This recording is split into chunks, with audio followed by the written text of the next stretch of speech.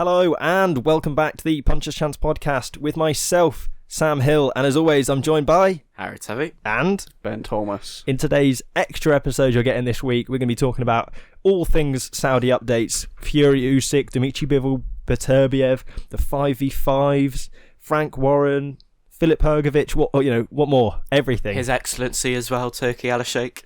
Got his name right this time. Not Our Excellency, is definitely it? Definitely didn't do that an hour ago. No, definitely not. I think we've had to do this extra episode because otherwise our last episode would have been 4.5 hours long. Let's just get straight into it. The obvious talking point: Usyk versus Fury was postponed. They were due to fight February 17th in just 2 weeks. That's been called off. They're due now to fight May 18th because of a cut in sparring with Fury. What's your thoughts on it? Are you disappointed? Are you questioning the cut? What was your initial reaction when you heard it? I thought it was fake news, but when you saw the video of the guy, I thought, yeah. What was it, an elbow? Yeah, I think we can all agree it was an elbow. So, who was the guy that did it as well? I thought I wrote it down, but I think he's a Croatian heavyweight. Yeah, Croatian guy. Yeah. I mean, you've seen everything from people saying the cut's fake to, he shouldn't have been sparring that close. People who saying that he's bottling it, they don't know boxing because Fury's fought everyone. He went to the bloody backyard of both Wilder and Klitschko, didn't he? Oh, Ben's laughing, yeah. You think he's bottling it? No, I haven't said anything. You think he's bottling it? No, not at all. No, I think... You can't say he's bottling it, though, can you? No, he's not getting nervous. I think... It's boxing at the end of the day, ain't it, with a spar? When the news first came out, it was a bit... Like, before we seen the video and everything, it was like, we've seen so many people say they wouldn't believe this fight was happening until they get in the ring. But that's the thing now. That's what's going to happen now with this fight coming. You don't want to get too excited for May 18th now either, because, like, how long has it been? It feels like ages since we first heard the potential of this fight happening, and now, with it being 2 weeks away, we thought we were finally going to get an undisputed We were planning everything, weren't we?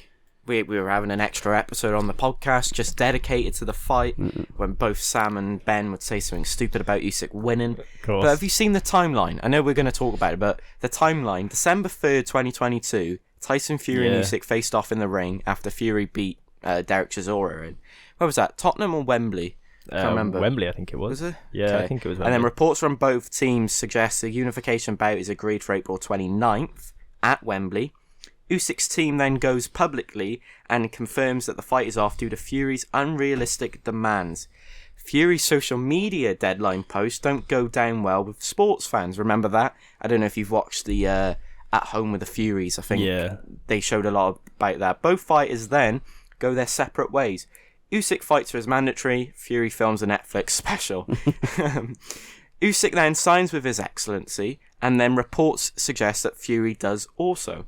Then, the fight is supposedly happening on December 23rd. However, Fury only has to beat Ngannou. He struggles against Ngannou after getting dropped and had a cut, and walked away with a narrow and somewhat controversial decision. Then, when did they reschedule the fight? I think it was a couple of days after the December 23rd card, where it was cancelled, and it was rescheduled for February 17th. Usyk posts extensive footage of him training. Tyson Fury is also in camp, but social media posts are extremely limited. Joy Apatow gets sent back home to Australia after only sparring 5 rounds. Now, people were thinking that it was Apatow. I thought it was Apatow that cut Fury. And then 2 weeks before the fight, Tyson Fury has a cut again, and on the 2nd of February, his undisputed fight against Alexander Usyk is off for the 3rd time. Yeah, and then obviously, I mean, May 18th it's been rescheduled for. I was surprised it was that soon, to be honest with you. In the summer. Yeah. I thought it was going to delay it longer, or certainly a lot later. And like you said, that timeline is mental. It seems like a fight that would never happen, and it just more and more so seems like a fight that is never going to happen, frustratingly so. I just think it's one of those things. It's just destined not to happen, but it has to. And I think we've got an audio clip later, but His Excellency has really stuck his neck on the line in terms of making sure that saying it will happen. Oh, he's fed up, isn't he? You could Proper, yeah. he Proper was fed not up. He doesn't happy. want bad boxing back. He wants good boxing, don't he? Yeah. It's boxing at the end of the day, ain't it? You're always going to get cuts. But what I was quite surprised about was the head guard the Fury was wearing. He had an open head guard. I thought he would have had the proper one that goes over your nose. That you can hardly. Your head's only part of your head that's getting punched is the head guard. But yeah, 2 weeks out from the fight and you're still sparring with that sort of head guard on. Is it really smart? You get a lot of mixed things. You're asking to be cut or get injured. But there. I think the thing you've got to look at is the amount. A lot of boxers still technical spar to some degree at that point in the camp. I think Sonny Edwards, who's obviously loves the sound of his own voice on Twitter or whatever, has been saying that he stops sparring 3 weeks out from a fight. But if it happened 3 weeks out for a fight, people would be going, "Oh, why are you sparring 3 weeks out from a fight?" You need to keep sparring to stay sharp. Yeah. And when a cut like this happens, people are going to ask questions. But in every other fight that goes on and very rarely gets a cut, then people don't really ask any questions of it. So I think it's a difficult one. It's a difficult balance. And no matter when you stopped sparring, if you got a cut not long before you'd stop, people would be asking questions. So it's a difficult one. And we've got some, like I say, we've got some audio clips slightly later on that we can touch on that in some more detail. Anything else you guys got to say about the cut or the disappointment about the event or the new date perhaps? Or is it the same eye above the cut? It's the same one for is the... it for Ngannou? No, it was from where he got cut against Artur. Yeah. Oh, wow. So I think there's just some... And that, to be fair, that was a nasty cut. I think it's just some pretty... This plays into the hands now of Usyk, though. Yeah, cut. I don't think, even with May 18th, I don't think that's going to be healed to the point where it could bust back good open. shot there, and yeah, he's so that's something back he's going to be concerned over, possibly. But it did just, from the video footage, even though it was very grainy and interesting what it was filmed on. But well, you know what it was filmed on. Apparently, Turki Alalsheikh has a camera put in both of their rings so we can watch them train. Of course he does. I think, mad. But like, that's how we got the video. It's 2024. I could get my old iPhone 6 camera that I had in like 2020 or whatever, ages ago, and it would still film better than that. Like, why does, when anything controversial or weird happens, it's always filmed on like a baked potato? Like, just get a decent camera. Like when you see all these like alien conspiracies and stuff, it's like, aliens spotted in 2024, and someone's filmed it on like a Nokia brick. It's like, oh, please, just get. It's not hard. They're so easy to get. Just get a decent camera, please. Yeah, from what you could see of that video, I think it just looked a bit like a freak accident. Yeah. And obviously, that heavyweight's thrown a punch. His elbows come following through, and it's just caught him. From KSI. Yeah, there's plenty of people calling Fury out over it. Some people arguing that he's done it himself to try and give himself more time. And what was it that Usyk's manager said? Which Fury wasn't doing. Retire. No, he said he got his missus to whack him with a frying pan. I think he said. Yeah, and he reacted quite accordingly. Then, didn't he? Afterwards, it just doesn't look good for Fury. Like even if it was a complete accident, which it looks like. Obviously, we were first meant to get this fight April of last year. Yeah, it didn't happen. Then it was set in stone for the 23rd of December, and Fury was saying that Usyk had nowhere to run. Then he gets dropped by Ngannou and looked like a bit of a mug. Gets in that cut fight. as well. Don't forget the I think the problem is gets cut and then has to postpone it again, and now he's got cut again and has to postpone it again. For me, the problem is not necessarily that there's a cut or that it's this, that, and the other. It's Tyson Fury and the fact that he's been known for antics and things, extra things that makes things difficult. He's known for being difficult and making things difficult, and all the mind games and all the games he plays. And there was questions asked about whether he takes padding out of his gloves in sparring to hurt partners and various things like this that's been called upon Fury's name. So there is just a little bit of distrust from people towards Fury. And then obviously when something like this happens, people are going to point the finger. And whether it was, I'm sure it was a legit cut. I don't have any huge doubts on it at the moment. But we'll see. We'll find out. We'll pretty much see the fight on May 18th, and none of this will really matter in the end. On May 18th though? We'll see. We'll talk about it a bit more when we see what Turkey had to say about that later on. But before that, let's talk about Dmitry Bivol Beterbiev, a fight that we talked about in quite reasonable detail when it was when Beterbiev beat Callum Smith. We talked about it quite heavily on the Jared Parry interview as well.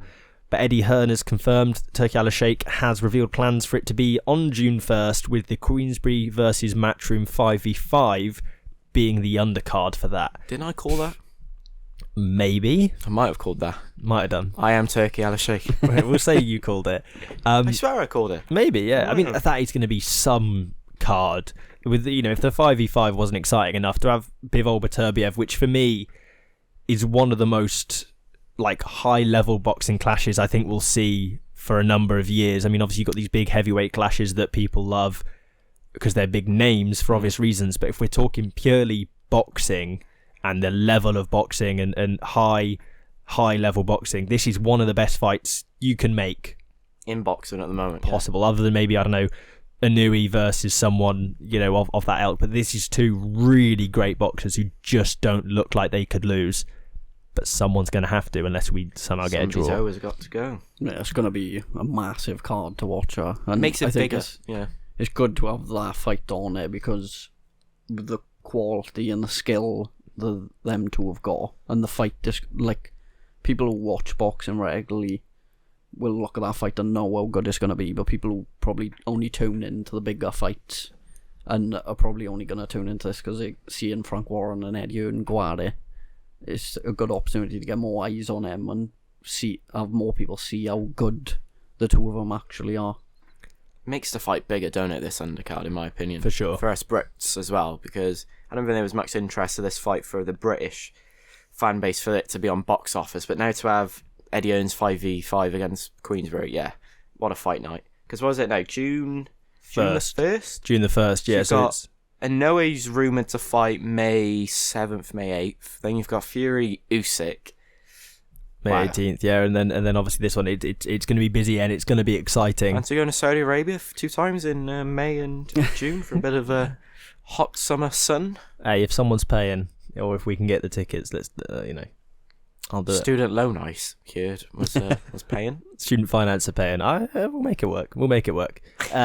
Yeah, I think that's the dream. It's a really exciting fight, and I think we made some early predictions on this one when we did on our other episodes. So if you haven't seen that one, go back, jump back and watch it, and see what we had to say. And we'll, obviously close to the fight, we'll talk. And like I said, we talked quite heavily on the 5v5 in terms of who we each individually like to see and who Jared thought he'd like to see on that one. So I suppose it's a good chance to jump over to our audio clips, which are all sort of themed around some of these talking points we've already done. First of all, we've got Frank Warren, who was talking to Fightwire TV, and he said what he thought to the people such as Jermaine Pennant on TalkSport, who were calling out that Fury was maybe doing a bit of foul play with the cut.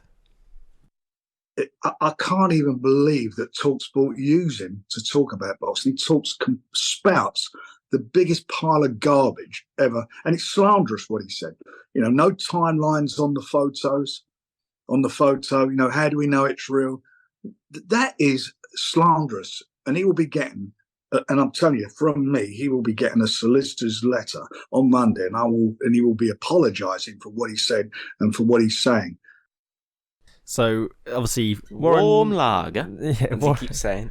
That's what he said to Adam Catterall. Yeah, I mean Adam Catterall, obviously splits opinions, and Frank Warren's got a pretty comprehensive view of it.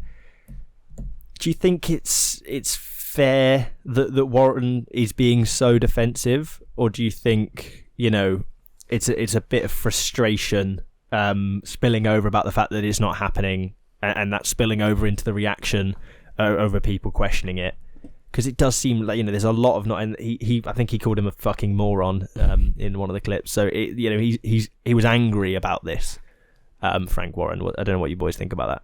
Yeah, I think they're obviously gonna face the backlash now of the fight being called off after so many people were looking forward to thinking they finally gonna get to see it, and people are gonna put them opinions out there. And Tyson Fury is quite a divisive character. Some people love him, some people hate him, and they probably just look at this as a chance to get a dig in at him whilst they can. It doesn't help though the way Fury is it? The way he acts and all. I think it's come back to haunt him, because didn't David Haye get a cut when he was meant to fight Fury, and then Fury was like, oh, he's bottling it, he's faking it, he doesn't want to fight the Gypsy King and all, and now he's come back and haunted him. But yeah, I think Adam Catterall, he talks a bit of sense, man, don't he? Because as journalists, you're only seeing it and you're thinking, well, is it really or is it not? Because they've had I think they came head to head back in Manchester, I want to say, on the Magnificent 7 card, and I think Frank Warren was saying to Adam Catterall, you need to stop slating us, saying that our fights are warm lager, and he kept saying warm lager, and he was saying that you haven't got a boxing brain, because it's quite funny how Talk Sport, you see them at boxer events, at Matchroom shows in the UK, they're nowhere to be seen now at Queensberry shows. So yeah, I think, like you said, that as much as obviously we maybe have to take the information we've been given in terms of the cut and the announcements and things like that at face value, but like you say, in terms of if you're looking at it from a journalistic brain, they're not cold hard evidence. It's absolutely happened. They came out and said that the fight's off because Fury's got a cut. That was it. And then they came out then a couple of hours later with a statement and a picture. What they should have done is said that the fight's off with the statement and the picture, so there was no talk about, is Fury actually bottling this or anything. Yeah, so. and it's not hard to see when a picture was taken. You can that stuff is on your phone. It's on a camera. We've learnt that from exactly. But if you go on your phone now and you look at a picture on iPhone and you scroll up, it tells you, for example, this picture was taken on the 14th of April 2023, 12:14. I took a picture of a goat, and it tells me I took a picture on wide camera. All of this, so they could. I've got a better picture. I've got the world champion as a mugshot. Luke Humphries. Yeah, when did you take that? I took that at the Principality Stadium Tuesday, the 30th of January, 2024. Tuesday. Didn't take it on Tuesday. I was there Wednesday. Oh, maybe the camera's date's 20 wrong. past 4. The date's wrong on my phone, maybe. Either way, it doesn't matter. But you see it's what Sunday, according to me. Certainly, they could prove that picture was taken recently, and it wouldn't have. The reaction as well from Fury says a lot, because because normally Fury carries on fighting, but he knew that he was cut because he went, "Oh, cut," and then someone started cheering in the background. I don't know if that was his brother Shane Fury or something, and they thought it was the other guy, but it turned out to be Fury, and yeah. Yeah, it's an interesting one. And then to move on from that, we've got Eddie Hearn, who was talking via Matchroom's YouTube channel about some of the just some stuff more about that 5v5 and possibly some of the tactics that might come into play. Loads of divisions being discussed. I don't know, will there be a few late signings within the transfer window to build the strength of the team? Who knows, because we all want to win so bad, but it's looking really good. I mean, really, as I've said before, it's more like 12v12. Like, there's that many fights we could do against each other that people would love. And I said to George, maybe we have a little extension of that tournament in the UK, but there's going to be some big fights on that card, and we'll announce them all and the weight divisions on Joshua Ngannou Fight Week. So obviously there's quite a bit of information there just from that one clip. So we'll break it down sort of one by one. First of all, we're finding out on the Joshua Ngannou which weight classes fighters are going to be fighting, I believe. Happy days. I believe what I saw was that, I think it was Eddie that said it as well, but I'm not 100% sure, that Eddie's going to pick 2 weight classes, Warren's going to pick 2 weight classes, and Turki Alalsheikh's going to pick a weight class. So it's not that, the 5 or 6, so they get to pick. So when we were talking about maybe someone like Johnny Fisher fighting, is Frank Warren going to pick heavyweight in terms of, because he's got some big heavyweights, but maybe not ones that could. Not as big as the Romford Bell, though. Well, people like Daniel Dubois and stuff that you maybe wouldn't be putting Johnny Fisher up against at this point in his career. So it'll be interesting to see, with that bit in there, how those fights come about. And then he also obviously said, there could be, they could make 12 fights that would be of interest, and maybe do an extension of it in the UK. Is that something you'd like to see? Maybe a sort of preliminary version of it where the fighters that maybe we didn't get to go see because they're not quite at that level of the Saudi card yet, you could then bring them and have a 5v5 tournament in the UK between Queensberry and Matchroom. Oh yeah, it's definitely something. Has to I don't happen. think you'd ever get sick of watching that type of card to do. It'd be something they could do quite often, and yeah, it'd be good to have one in the UK because I think a UK crowd with that would add a bit extra to it compared to what it's going to be like in Saudi. So they announcing the actual fights on the Joshua and Ngannou I think fight is week. that what he said? Is that what Yeah, he said? March I think 8th. so. He said they're announcing Fight week as well, wasn't it? certainly they're announcing the weight classes, but I think they will be announcing the fighters as well.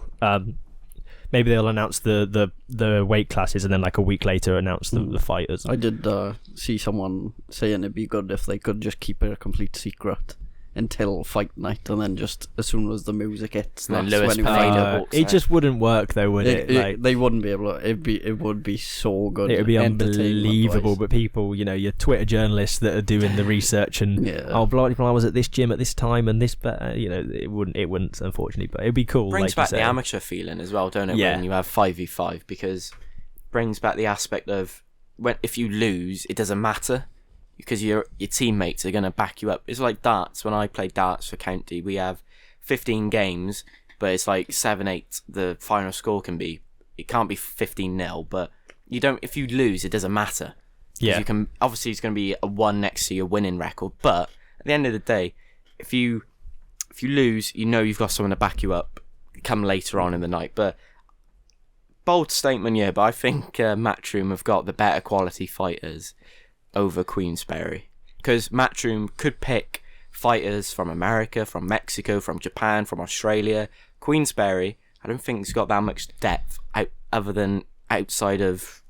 Well, they do a lot in Poland, I think, but from that, they're not really much depth for American fighters, US fighters, bloody Chinese, Japanese fighters, and all them like Matchroom are. Yeah, Matchroom have the depth, but then Queensberry do have some real quality in places where they have the kind of quality that in some weight divisions that I don't think Matchroom could really match. That's the thing. The quality that the weight field that they've got is what Frank Warren's going to choose, ain't it? So that's only Exactly. 2 wins, And then 3-2 still. what's his Whoever- excellency going to go for? Yeah, heavyweight, surely. If it's not already picked, it'll be interesting to see. Or I suppose he could do multiple heavyweight fights. There's no stopping it. It's certainly. There should be 5 different weight classes, really. Yeah. Hopefully, but it'll be bragging rights, obviously, for whoever wins it. And it'd be interesting if they could, maybe with Boxer or Top Rank or whatever, try and make some other. I think Eddie Hearn said he spoke to Oscar about it, and Oscar reckoned that no one else has any fighters that could keep up with his fighters or something like that. God. Something horrible. You know what he's like. He's not even being asked to go to Saudi Arabia, Oscar De La Hoya. Everyone's too scared to fight Ryan Garcia. That's what it Oh is. my That's what it is. And then to move on to another audio clip where we've got what Fury had to say to Usyk's manager after some of the comments from Usyk's manager. It's not very child friendly, this, is it? No, I've not gone for that first clip. This one's slightly more child friendly. Okay. This is from slightly later on in the video. And Usyk, to be fair to him, has been very sort of civil about the whole thing. And just been like, He's quiet, Usyk is, I think. I wish he's, I think that's part of the game he's trying mind to play games. with. He's Fury. gone back to not speaking But, English. yeah, because Turki Alalsheikh in the video, we know you speak English. Yeah. And he's just smiling. Because he can't be arsed, and that's right, ain't it? He just I doesn't respect want to it. get involved in the whole argument of it, I think. And Yeah. I think it's the best way to be. I think it's grinding on Fury more, the fact that he can't get a rise out of what he's saying to him. Feel. That's all he knows. Yeah, true. He got broken English, but then they're saying that he can speak English better than he can speak Ukrainian. So He speaks good English. Well, we'll see what Fury had to say, who certainly speaks plenty of English. I boxed all my life. It happens. Nobody. It happens, How brother. can you call me a Did- coward? You've never boxed in your life. How am I a I coward? did. I've had 35 professional fights. I'm a 2-time undefeated heavyweight champion. I'm the second longest reigning lineal champion in history. How am I a coward? Let's see the answer. Let's see the coward. No, let's see the answer in the 18th of May. So obviously Turki Alalsheikh. I love it. I love Turki Alalsheikh. He in the seems background. it's so funny. Fury's just losing his rag next to a Saudi prince. I mean, how has this come to be the reality we live in, where you've got Tyson Fury screaming at Usyk's manager in front of a Saudi prince, sat next to a Saudi prince. And he's loving it as well, Turkey is, ain't he? Yeah, he is proper. They were doing it on Ariel Helwani's show. Yeah. I bet he was so happy the fact he's managed to get all that on it. And, unbelievable I think content. From seeing that, a good thing for Fury is you can see the frustration has really built in him now, and his back is against the wall. And every time we've seen him with his back against the wall, he has come out on top. So it is. Wait, what? It is a good thing for him in terms of what his track record would suggest is when he's up against it, he does do well. But are you changing your prediction, I Ben? haven't changed nothing. No, but I know what Ben means. Tyson Fury does it in the big moments, Yeah. and he has repeatedly. And as much as maybe Usyk is going into this one as the sort of, as people seeing him maybe as the better boxer, you can't argue with Fury's record on the big stage. You really can't. Both men don't feel pressure, do they? But I don't know. I do maybe get the sense of I think Fury's feeling it a bit now. Fury's getting a bit frustrated, and particularly I think, with the way Usyk's acting and being very civil and being very quiet and being very, pragmatic, and you've got Fury screaming his head off. When you go into the ring, and you've been so frustrated and you've been cut and you're like, oh, everything's up against me, and you're getting in there and you're really riled up, and you come up against a guy who what he does is he watches, and then he works you out, and then he finishes you off. If you are a bit reckless and you are a bit wild and you are a bit angry, if you aren't able to get him out of there, chances are Usyk will be able to figure him out. So I think, Fury does need to keep his head screwed on. He can't just let it all bubble over as it. I mean, the clip I didn't include, like you said, that wasn't family friendly. He was not happy at all. This was after he's slightly calmed down. I did enjoy the mic clipping as well because he was too loud. There was a lot of times in the interview where the mic was just cutting out because Fury's. You can tell that Helwani's been given half an hour to get ready for it, and he's like, "Hang on," because we got offered to do it, but we were too expensive for him. We were a bit busy as well, weren't you? You were obviously doing the darts. Yeah. I was back home in Bath, so it wouldn't work out. Ben at the rugby stealing all the free food I had. Yeah, It was nice food, done it, to be fair. that's why they call him the meathead. Bulking up for this fight. So and then The fight week is going to be very entertaining once we eventually get it. unbelievable, the press conference. But the only thing is, though, it's going to be entertaining, but I still won't believe that it's happening until Fury gets in that ring and everyone's out of the ring, and there's only 3 men in the ring. But the Usyk, Fury, arguments, the referee, touch gloves, back to the corners, boom. That's when I believe that it happened. you had obviously Usyk's trainer has obviously got in his head. Yeah. You had Alex Krasuk as well, who is Usyk's promoter, on the Instagram post after Fury put up. He said he commented something like, "God has shown you or given you a sign. I think it's time for you to retire." So they are definitely trying to get in his head. Usyk's doing well because he hasn't got to say anything because he's got the people saying it for him. Yeah, they are just. And he's being very. I'm surprised, mind, we haven't heard anything from John Fury yet. He's been He's bound to. We're bound to hear He's something. probably in trouble or something, John Fury. ain't He's he? probably been told not to say anything because they just know he'll say something stupid. Yeah. Like they're trying to keep a lid on it all. And But he hasn't really been happy with the old training camp altogether, as he's criticised it enough and said that he's not too happy with how it's going for Tyson. So maybe the fact that he stayed quiet is a telling sign. yeah, maybe it's a. Who knows? And I can't believe that we have to wait an extra 3 months to prove it's you so annoying. It's so annoying. 3 months as well. All I the more thought it'd be time. longer, so we should be thankful. But It does give you 3 more months. time to get on Duolingo and learn Ukrainian, so you can sing the national anthem at least. Ain't happening. Ain't So happening. yeah, we see what Turkey had to say about the fight and whether or not he is, or how confident he is that this fight will happen, or certainly a bigger fight will happen if it doesn't on that night.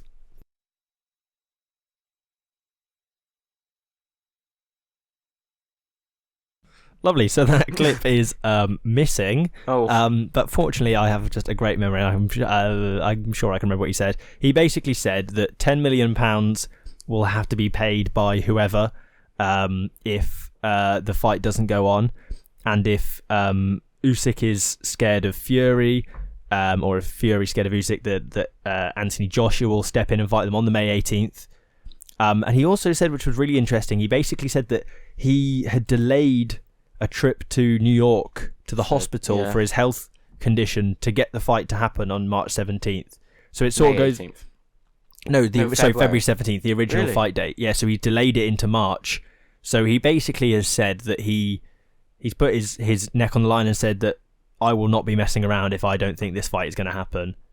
And pretty much that you can bet every penny that Turki Alalsheikh has that he will do his best to make it happen. And if it doesn't, then we get to see AJ fight for the titles, which, it wouldn't be the worst thing in the world either.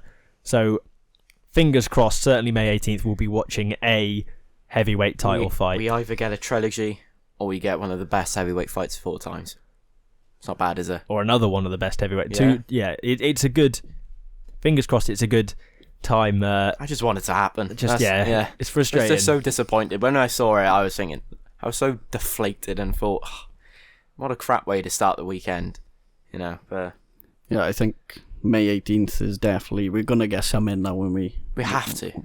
Hopefully it is finally Usyk and Fury and we get the undisputed champion, and then we can move on from here with getting Joshua involved or Ngannou, whatever happens there. But he didn't say though, Turki Alalsheikh, when talking about the winner with Ngannou facing Fury or Usyk, he went around the question and said that there's 5 heavyweights that potentially could fight AJ. He didn't say that if Ngannou wins, you fight then Fury Usyk in that MMA hour. I think they're more just expecting Joshua to get through, isn't he? But I think now we've seen what Ngannou's about in boxing, I think, and what the new AJ looks like under Ben Davidson. I think it's not an easy night work, but it's a lot easier for AJ now come March 8th, is it? March 8th? Yeah. It'll be yeah. I don't see that being necessarily a huge problem for, and I think with Ngannou it's just sort of about pitching him and seeing where he can go in the heavyweight division, which will be really interesting to see. And then another fighter that Turki Alalsheikh has revealed that he's given Filip Hrgovic 6 names that he can fight on the Joshua Ngannou undercard. So the 6 names that's been given to Hrgovic are Daniel Dubois, Martin Bacol, Frank Sanchez, Jarrell Miller, Ajit Kayabel, or Jared Anderson. Just off the bat, are there any names in there that are particularly jumping out at you, or you really want to see Filip Hrgovic, clash against, or any you don't want to see? Well, look at these 6 fighters. There's 3 fights there that are really good. You've got Daniel Dubois, Martin Bacol is a British domestic fight. Frank Sanchez, forget about that idiot below him, against Ajit Kayabel, and then Jared Anderson, Filip Hrgovic. Is that what you want then?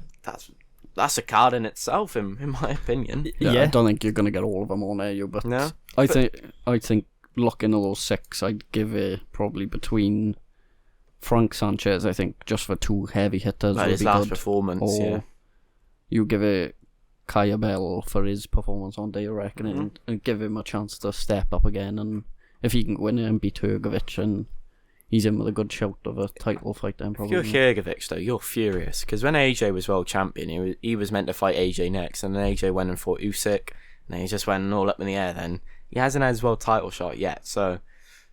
What did you say, Ben? Ajit Kayabel could be one. Yeah, I'd probably give it Kayabel for, see if he can take that step up. I like that. We've seen it sometimes with fighters waiting around for a heavyweight title fight, or just a world title fight. They've been waiting around, and then they end up losing a fight. And yeah, I thought Frank Sanchez looked really impressive on that Day of Reckoning card, and I think that would be... but look who he fought though, Junior exactly. Yeah, it would be a difficult clash. Yeah. With Frank Sanchez and Hrgovic. With Daniel Dubois, I don't know if I necessarily want to see Daniel Dubois Hrgovic. No, Jared Anderson Dubois could be, or Kayabel. Yeah. I think Kayabel Dubois could be the fight. I think Kayabel Hrgovic is the fight. Kayabel or Frank Sanchez Hrgovic is the one that I lean towards. Like you said, I don't want to see Jarrell Miller on this card. No. And Jared Anderson, interesting one. Is he still in prison though, Jarrell Miller? Probably, yeah. Oh, well. His nickname, Jared Anderson's nickname, he's also the big baby. Again. He's also the big baby. Oh, wow. There's 2. So, yeah, Dubois faces back-to-back big babies. So you want Dubois to fight Jarrell Miller, then Jared Anderson, and then you're giving who? Are you giving Frank Sanchez or Kayabel to Hrgovic? Yeah. Frank Sanchez to Hrgovic? I think Martin Bacoli he went... Who's he beating Martin Bacoli? Carlos Takam, I want to say, was his last fight. and that's a big win for him. But yeah, I think looking at these 6 names that Turki Alalsheikh said, that's another card in itself. Yeah. Which is just a heavyweight boxing. But yeah, Martin Bacoli, he's a big name. I want to say he's Scottish. I want to say he fights out of Scott. Who's this? Martin Bacoli. I'm not too sure. Though. He's Congo, isn't he? Congo? I think he does fight out of Have I got Scotland, that but he's wrong? from the Congo. Okay. But yeah, I'm pretty sure he does fight out of Scotland. But yeah, it's an interesting matchup, and I think, you know, other than, you know, the big baby, one of the big babies, I'd happily see any of those Replace him fights. with Carlos Takam and Jarrell Miller, and that 6 names is quite good. Yeah. It does just show how stacked the heavyweight division is. I mean, all the potential fights you could have. Obviously, we've seen a lot of it on the card in December, but there's just so many different routes they can go down. It's the best division in boxing, ain't it? Yeah, Heavyweight I mean, boxing. So much politics involved, though. But it's the best one when you finally get the big fights. Yeah, they are the biggest names in the world, and so they have the biggest. Each fight has the biggest, most on the line, and then each result has the most excitement about it. So yeah, it does, like you say, it's the best division in boxing. Whether you prefer to watch the lower end weight divisions, you can't argue the heavyweight boxing is king. Yeah, the only other thing I think we haven't talked about with the fight that was meant to happen on February 17th was the undercard. Yeah. And the issue around that now, I was looking forward myself to watching Cordina fight again. But they have said about the potential of that undercard just move into May. But I know a few of the fighters on it have got mandatory challenges. They'll probably have to fight before that deadline, so you could probably see a few of those undercard fights probably happening sooner. Whether they're gonna, it'd be nice hopefully to try and get Cordina. Bring him to Cardiff. I was going to say that's Bring the him to Cardiff. the obvious solution is You can't make fighters wait, can you? Because it's not a game that the older you get, the better you get, is it? When was his last fight to Cordina? It was in Monaco, wasn't it? November time last year. Feels like yeah, a I think while, that rings a bell. Yeah, I think Cordina, bring him to Cardiff. Why not have him here instead of out in Saudi Arabia? It was Anthony, is it Kasase in Saudi Arabia? Yeah. I think, Was was his it last Jai fight. Opataya as well? He was meant to be fighting on the undercard. Oh no, sorry, that's who he's supposed to be fighting. Sorry, it was Monaco as his last fight. Yeah, so And he's supposed if to be you fighting wait until May. That was a good fight as well for Joe Cordina, mind in Monaco. Yeah, if you wait until May for him to fight again, that's quite a while, bit of a gap. So It's too hopefully long. we can try and get him in Cardiff and get another world title fight in Cardiff, hopefully. That's the dream. Anything else Have to you mention? seen the new fight poster as well that they brought out this morning? For For the Ring of Fire. I did, yeah, I did. Oh, I did Both see men it. are bold now, apparently. Yeah. I think Usyk is bold at the minute, isn't Is he? he? I think he is. I swear he's- when he fought AJ, he had a ponytail. Yeah, I don't know if he's still got that weird So, tuft. He Jai might be. Opataya versus Maurice Bradis. Marius Bradis, yeah. Yeah, okay. I'm not very good. Joe Cordina, I know that name. Anthony Kakachi. Kakachi, thank you, Ben. And who else was on the undercard? Kakachi's the Irish guy, isn't he? Yeah, he is Irish, yeah. You know, you look at Cordina, That man, he would've should been- be fighting Emmanuel Navarrete, ain't he, at the end of the day? Kakachi's a good fighter, mind. It won't be an Yeah, he easy is fight for tidy. him. It would have been a good one to watch. That's why I'm hoping they can get it in Cardiff and we can have a good atmosphere in there. Get a press pass for that. That's the dream. That's the I'll dream. use my journalist skills and be in the VIP area all night whilst writing down my notes on my phone. Of course. Sat by Van Gerwen's manager, I was. Yeah.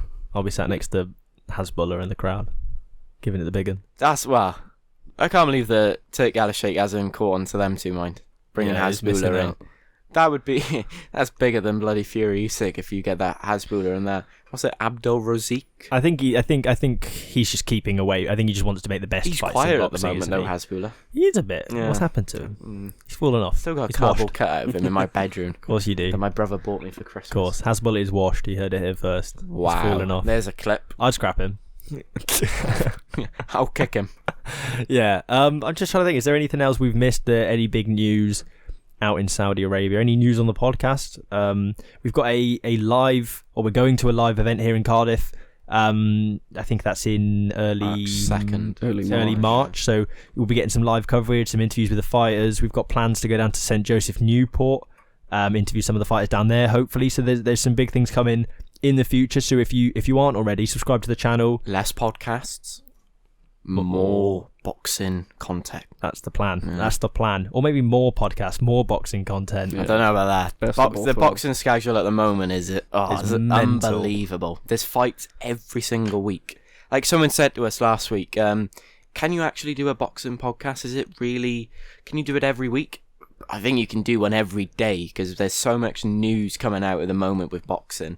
Because back in 2020, boxing was dying, wasn't it? 2021 still dying, and now it's been picked up again. And for me, in my opinion, I'm so happy because I was starting to fall out of love with boxing, but now I'm back in love with it.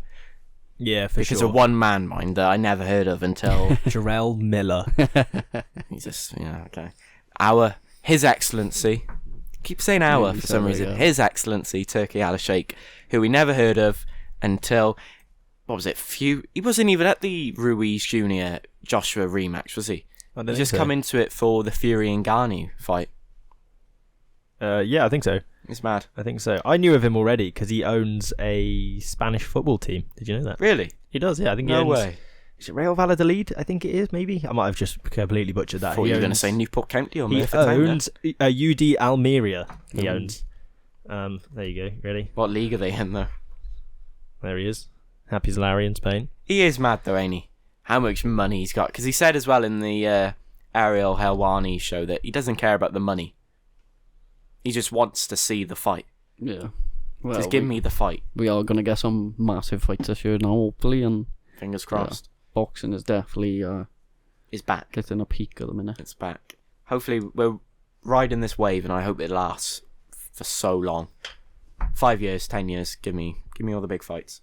I don't care if we have to spend 20 quid every weekend to see the big fights. Just give me them. Just give me him. Yeah, fair enough. I don't spend 20 quid every weekend. Let's get on Wetherspoons. Get it on. Have you still got your DAZN subscription as well? I do, yeah. For $6.99. Yeah. Wow. You scam your way through to get the boxing. Don't doubt me. Being Don't mugged doubt off. me. How much My- do you pay, Ben? 20 quid a month, is it? No, £10 a month. I think. £10 a month? Oh, Yeah. you're in the contract for 12 months, so you can't cancel. I I don't know. can cancel any time I like. I'm a long. Cancel any time you like. Yeah. So hang on, I've spent one sitting, I've spent $99.99 Yeah. for the entire year, Yeah. and I can't cancel. Yeah. This man. You'll be ringing up DAZN come January next year. It's going to be worth it for all these big fights we'll be Oh, on. 100%. Oh, absolutely, 100%. yeah. Absolutely. And though like I said last time, it's not quite the same when you haven't got the pop-up ads. You do miss them when you watch the proper streams. I get lonely watching it. Someone's around the corner and ain't a... What? Someone's around the corner. You get those notifications. Yeah, I'll just you leave get it at that. Oh yeah. God, you swear blind. You just unwatch illegal streams. I don't. I go to Wetherspoons. It's not legal about that. Anyway, we're going off on a tangent, and hopefully everyone enjoyed this extra episode. Talk about some of the Saudi stuff. Keep us on track ahead of next week. Like I said, looking forward. We've got some exciting plans coming, so hopefully plenty more boxing and Puncher's Chance content. All the Twitter always has all the updates, all the fight announcements, any information. So if any more things comes out about Fury Usyk, that is I was going to say it's the first place you'll find out. Maybe not the first, maybe the second, because whoever we repost it from, they will be the first. But anyway, very up-to-date information. And if you haven't already, check out the YouTube or the Spotify for any other episodes. And we'll catch you all next week.